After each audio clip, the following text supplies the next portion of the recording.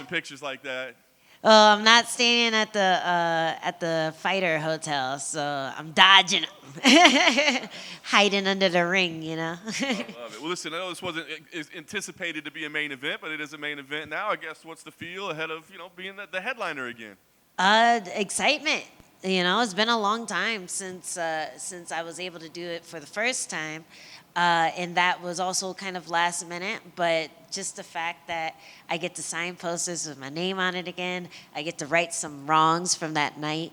I really feel like that fight could have been mine definitively, and I've been working towards being a better fighter since that last main event. So I don't know. It feels like a full circle moment, and I really feel like it's gonna be my night to put on the show. Was there anything you took out of the experience? Because we wonder, like, is there added pressure? Just, I mean, even if it's just within yourself, not that anything puts on you, you know what I mean? But you feel like you got to do something extra special. I mean, was that a reality? And is there anything you took out of that experience? Just being the main event Yeah. from the last one. Yep. Uh, no, I don't think so. I think it was a rough one because I did a Black Lives Matter piece with ESPN coming up to that fight, and I literally had to stay off of my phone for 2 weeks because, the internet is gonna internet. So I felt like there was a little bit of pressure with that, and I don't know. I felt like I had the fight right there, and then I hesitated a little bit, and it cost me a couple rounds. And ever since that fight, I've just been working on not being afraid to go to the ground, like not making it like the floor is lava. Kind of. That's what every fight camp had been up to that point. Don't let her take you down. Don't let her take you down. Well, this is the ultimate. Don't let her take you down. But I'm like, if she takes me down, I'll get up. I could defend a choke for a couple minutes. I'll be all right. So I really feel like fights like that, fights like my one against Virna, have just made me answer those weaknesses that I have in my fight game and become a much stronger fighter everywhere, especially on the ground. Right. But so when they give you the matchup, is there any part of you that's like, oh, come on, like I got to do this again? Or do you almost welcome that, like, oh, this is my chance to prove that I can go, against this type of grappling specialist? Well, I mean, you see her striking, you can kind of see why I was excited. I think I probably did the same thing that she did when she's like, oh, well, if you see her grappling, I'm like, ooh, there's a lot I can do with the way she comes forward, with the way she doesn't care about her chin being thrown in the air. So there's a lot of areas that I feel like I can capitalize on, and I don't feel like she has as many opportunities to capitalize on my mistakes. And I've just been working really hard at fixing them, and I don't feel like she's been fixing hers. She's just been trying to do more jiu-jitsu. So if anything, I think fight IQ wise, I think my experience in there and being put up against the tough grapplers my entire career has prepared me for this. So at this point in your career, do you like specialize anything in training camp? Like when the matchup comes around, you're like, well, we got to do even more jiu-jitsu than we were doing? Or is it more like, let's just focus on doing what we do best? I was already doing a lot of jiu-jitsu after the Virna fight, even in before that, but I just wanted to really get to the bottom of why I couldn't get out of certain positions. And I went and competed a bit, and I started to see a pattern of, oh, okay, I just need a couple more escapes. I just need to be a little more aggressive with this and that. And a lot of the escapes that you have in MMA don't work against high-level jiu-jitsu people. You have to learn high-level jiu-jitsu to fight a high-level jiu-jitsu fighter. So that's what I've been doing, and I really just feel like, man, I feel like I'm getting leaps and bounds better every month. I'm doing privates with my jiu-jitsu coach Johnny. I'm doing privates with Justin Flores, who's Ronda Rousey's old judo clothes. I'm doing classes with Phil Davis, and I've kind of attacked off season as if I was a grappler in the UFC. So when I do get to punch things, I'm like, oh, cool. It's like a break day. This is an off day. I get to hit pads. I get to spar the best kickboxers in the world because I did that for this camp too. And I know just the fact of the people who I can hang with. I know that I'm one of the best fighters in the world, and this is definitely a fight where I can just be like, hey, look at me. I'm one of the greatest. Now you gotta recognize it. Awesome. You know, you veteran of the game at this point. You kind of been in the rankings, out of the rankings, back in again. I mean, she's got a pretty big, nice number next to her name. Do you think about like where this puts you, where you stand, where you are? Do you worry about those things or think about them at all? Nah, the rankings are bullshit. Like the rankings have always disrespected me. Every time one of you guys say, "Oh, you're gonna be in the rankings. You're gonna be in the top 10. You're gonna be in the top 15 after this fight," doesn't happen. If anything, if I fight someone who has a number by their name, they don't have a number by their name after I beat them. So I'm not expecting much from the rankings, but what's undeniable is my resume. And if I can get some more finishes under my belt, if I could get some more TKOs, some more just like statement making things, the fight Zhao Ningyan had a couple weeks ago, that was really motivating too, because that was another one of those fights. It was super competitive. It could have gone either way. And now she's starching girls, and a lot of what she did in that fight are things that I worked on in my camp. So I really feel like I'm making the right moves. I feel like I've been right there, but I just needed a little extra push in certain areas, and hopefully it all comes to fruition on Mackenzie Dern's face. Last thing for me, I guess, ideal world, is it, striking clinic, you go out there and just Muay Thai destruction? Or, like, is there part of you like, I kind of want this to hit the ground just for a minute to show that, like, I can hang down there? Dude, it'd be so dope to just sub the shit out of her. Like, I don't feel like it's like totally impossible, but I do know that I can't be silly. I have to play it safe. I have to just keep it in the world where I'm most comfortable, punching her, kicking her, draining her gas tank. But man, if it's there, I'm not gonna run away from it. I still, to this day, I still regret not jumping on top of Claudia Gadelha when I dropped her.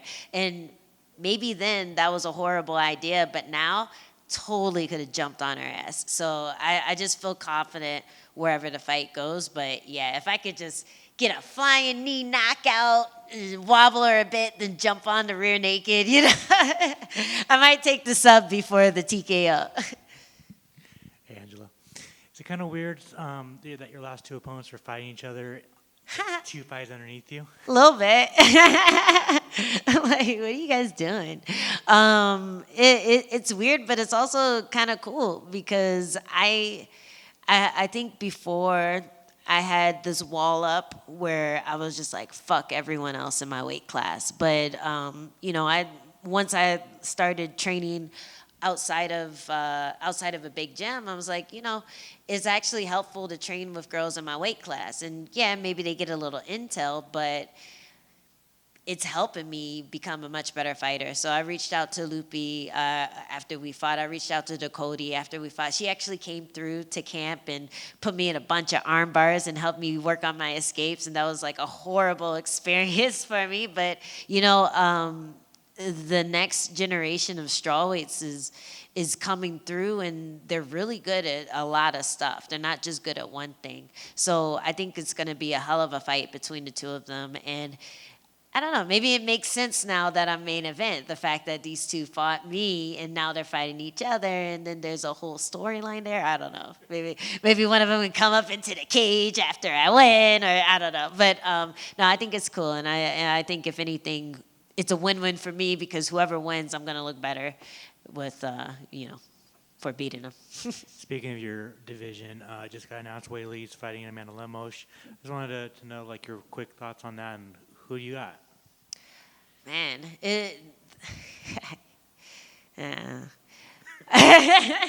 fuck. Y'all know how I feel about Lemos, but she has that one hitter quitter. She likes to save up her energy and put everything into one hit, and she'll do that maybe 3 times around. I think her fight with Marina was the most impressive because she showed she's got ground too. Personally, I felt like I out-grappled her in our fight, and she didn't want to go to the ground with me after she jumped on top of me. So I almost Claudia Gadelha her or whatever she was gonna do, yeah, Weili, I just feel like has better control of her energy, better energy management. She's very technical, and if as long as she doesn't get rocked like she did in the Rose fight, I think she can work her way to a finish or a decision. And then finally, any update on the Barney Hill? They have ghosted me. I'm still waiting. I'm still waiting. And keeping my dad, waiting to see if they're gonna hit him up or anything. But it's really my dad's story. He's my grandfather's son. He almost went on the trip with them when they got abducted. So I always thought it would be cool for one of these people who like to talk about the Barney Hill abduction to hit him up and get his perspective on it, because he was a teenager when it happened. Now he's about he's is he 80 yet? Oh my God, he's getting up there. I mean, it makes sense. Like, why wouldn't they want to speak with him? Why wouldn't they? You tell me. I The truth is out there. good point. Good point. Man, you've always. hey. Hey, thanks for taking the time. You've always been driven, self-motivated, but does it give you just like an extra pep in your step that the UFC got behind you guys and said, okay, that's the fight we're gonna make the main event? Yeah, definitely. I think a lot of it has to do with Mackenzie's Instagram followers, the IG count. But aside from that, they know it's going to be a banger of a fight. They know it's going to be exciting. They know people are going to tune in to see what happens, and it's one of those pivotal fights in the strawweight division. Despite what my ranking is, everyone knows I could win any fight at any time against anyone who's in the top 10. So this is one of those moments. And if anything, Mick giving me that call and trusting me to seal the show and put on a stellar performance just puts a little extra wind in my sails for sure. I'm going there. I feel special. I feel like they're happy that I'm here. And I think a lot of times, especially after a loss or two, you can feel like no one wants to see you fight. You can feel like, a piece of crap. But I won 2. I'm on a 2-fight win streak, gonna make it 3, and I think this is an awesome stage to do it on. How excited were you when they said, okay, it's going to go from 3 to 5? And you're like, oh, I can do 5, no problem. I did that with Michelle Watterson. It's not Yeah. There's nothing you guys can throw at me that would be a surprise at this point, right? That was part of my stipulation. I'm like, I might not do it if it's 3, I might say no. But right before I told Mick yes, I was like, is it 5? And he's like, yeah. And I'm like, oh, perfect. Let's fucking do it. So yeah, I'm happy with 5. I have cardio for days. That's the one thing that people know about me, is that if it went 10 rounds, I'm still bouncing on my toes at the end of that. So I'm good to go. Excellent. Well, can't wait to see it, and good luck on Saturday. Thank you. Hi, Angela. From an outsider looking in, your support system seems to be very palpitating. How has it shaped you as a woman and as a professional fighter? Palpitating, is that a good thing? A really good thing. Okay. It's heartwarming. It's moving. Even to take a look at your Instagram, it seems as though we don't see enough to know exactly how much you're loved behind the scene. Aw. So once again, your support system, how has it shaped you as a woman and as a professional fighter? Man, I really try to put out the energy that I want to get back. And that's anyone. That's someone who doesn't know who I am, someone who's never going to see me again. And I feel like that's worked out for me in general. And when people put on this persona of being an asshole, I don't know how they can live with themselves, because, it's a lonely world. It's a sad world. And if anything, I have had very palpitating support throughout my career. I probably used that wrong. Every coach that I've had, every training partner that I've had, they've always known that I had that little something. And if anything, it was just them convincing me that I had it. Like when I started Muay Thai, I was doing it for fun. And my coach had to convince me that I was actually beating people up and I should try to do it for real. And every time I get a little further with all the strives that I've made in grappling, my coaches are convincing me, hey, you're doing really good. Like, you are out grappling people you shouldn't be able to. And it's really nice to have that support. It's really nice to have like that family behind me. Right now, I'm kind of on my own gym wise, but I have maybe 5 or 6 different gyms that I go to a lot in San Diego, and they're all 100% behind me. We have a strong women's team too out there. We're all from different gyms, but we meet up and we spar hard and we share information and we help each other out. And it's really been invaluable during my career. And I think at every point of my career, I had something like that.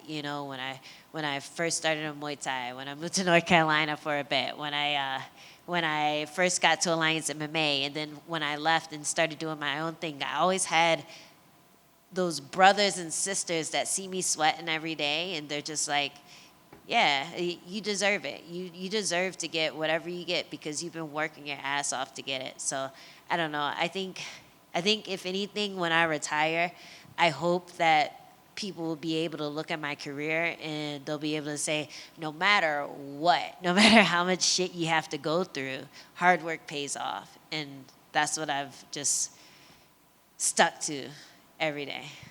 Thank you, and you did use the word correctly. Yay! I'm using it all week now. Good. Thanks, guys.